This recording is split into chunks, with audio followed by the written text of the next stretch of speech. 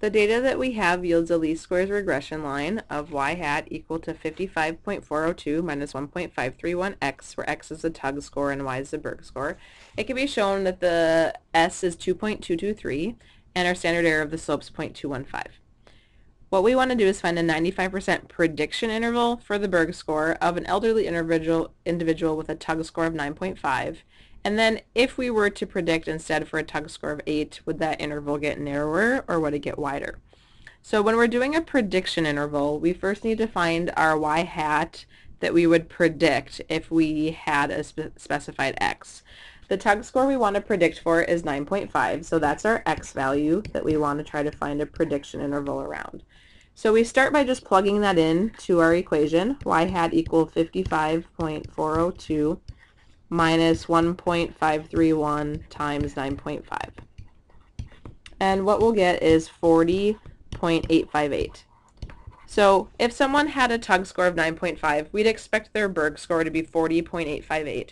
But this is just a point estimate, it's one number, and so what we want to do is place an interval around this so we have some amount of confidence associated with that interval. And so these are called prediction intervals because you're trying to predict one single value.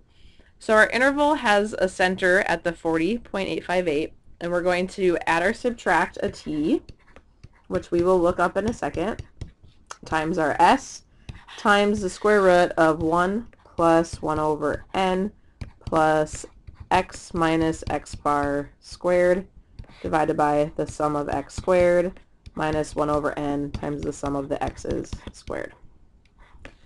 To give you a few of these quantities, the sum of the x's would just be what you got if you added up all of the tug scores, and that turns out to be a value of 102.8. And the sum of the x's squared is if you squared all the tug scores and then added them up, and that's 767.4. Our t is based on a degrees of freedom of n minus 2, and we have 16 values, so degrees of freedom is 14. If you go into the t-table and look in row 14 at a 95% level, what you will find is that you get a t of 2.145.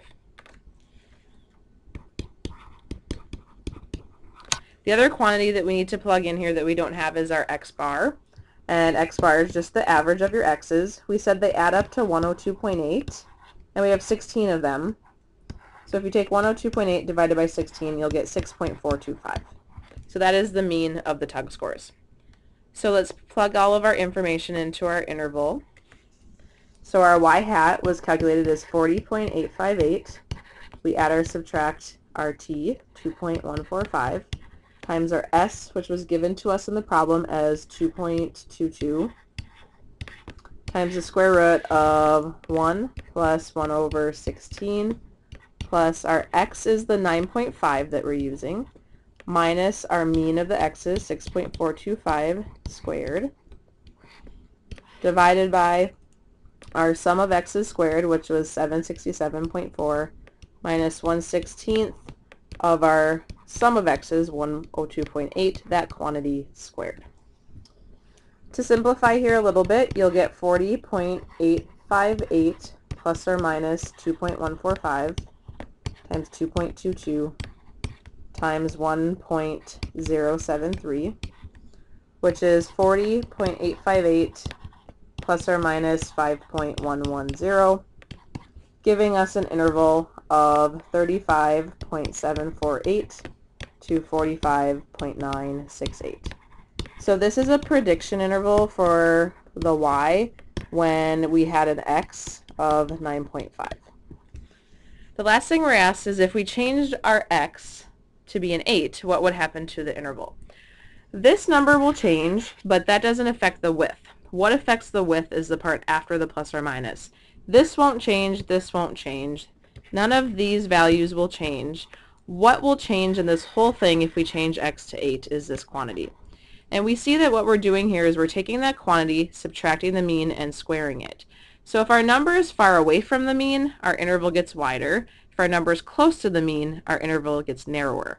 Since 8 is closer to 6.425, what we're going to find out is if we use 8 instead, that our interval will become narrower.